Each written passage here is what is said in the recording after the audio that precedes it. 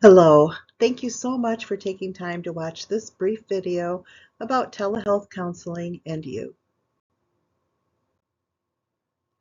First, let's talk about some of the key terms that are important to know. Telehealth is also known as distance counseling and uses technology and electronic devices to provide counseling services outside of traditional in-person settings. A device is any electronic equipment used to access an online program or service, such as a smartphone, computer, or tablet. HIPAA, which is a term you're probably already familiar with, stands for Health Insurance Portability and Accountability Act. It was signed into law in 1996, created to ensure that your health information is protected. It also ensures that information is transmitted safely to insurance and others to whom you give permission. A HIPAA-compliant platform is an online app or program which complies with HIPAA requirements by providing a legally binding Business Associate Agreement, or BAA, with a business, individual, or other organization to ensure complete protection of your PHI, protected health information. HIPAA-compliant platforms include Zoom, Doxy.me, GoToMeeting, and WebEx. However, the following are not HIPAA-compliant platforms: Facebook, FaceTime, video chat, Messenger, or other social media, and they will not be able to be used for telehealth counseling.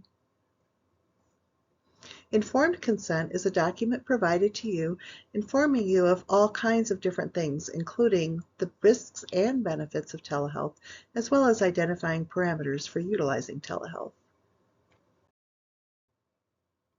So who can utilize telehealth counseling services? Clients who are physically located in the state where their therapist is licensed are able to meet with them online. And what that means is that if you are planning to travel out of state, online counseling will not be available with your Michigan licensed therapist until you return to Michigan. The requirements of telehealth counseling include having access to a device with internet access. This device must have a working microphone and video camera, and it must have Bluetooth and other voice-assisted technology in the background turned off during telehealth. It must have access to a HIPAA-compliant platform, such as Zoom or Doxy.me. You will need to be in a private space where you and your therapist can talk without interruption or distraction. Earbuds may be necessary if the location is a shared environment, such as a home where other people reside. Even if you are tucked away in a private room, you may still want to use earbuds to protect your privacy. The safety plan is also important, and this is when your therapist will ask you to identify your location and who to contact in case there's an emergency during the session.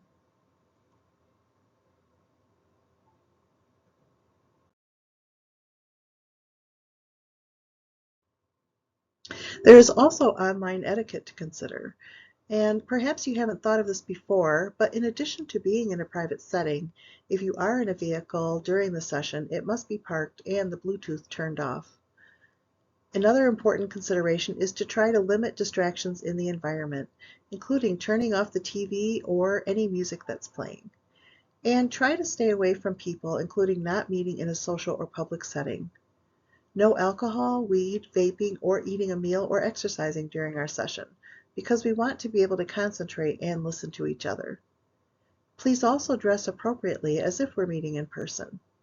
And everyone should be visible from the shoulders up, because we want to see your smile, not just your forehead.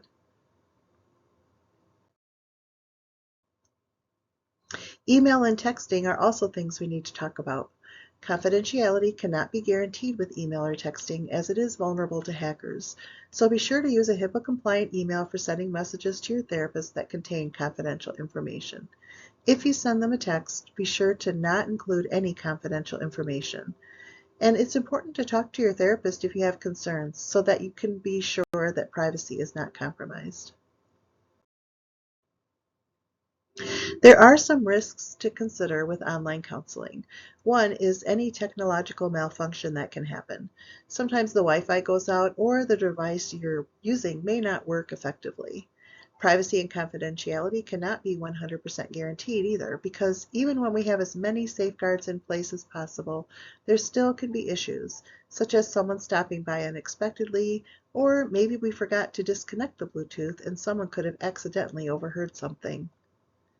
But the benefits include greater accessibility and convenience for mental health services.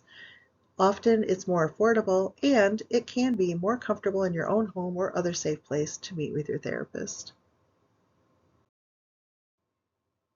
Following these important guidelines will help ensure a safer, more productive, and pleasant experience. If you have any questions or concerns, please feel free to contact me. Thank you.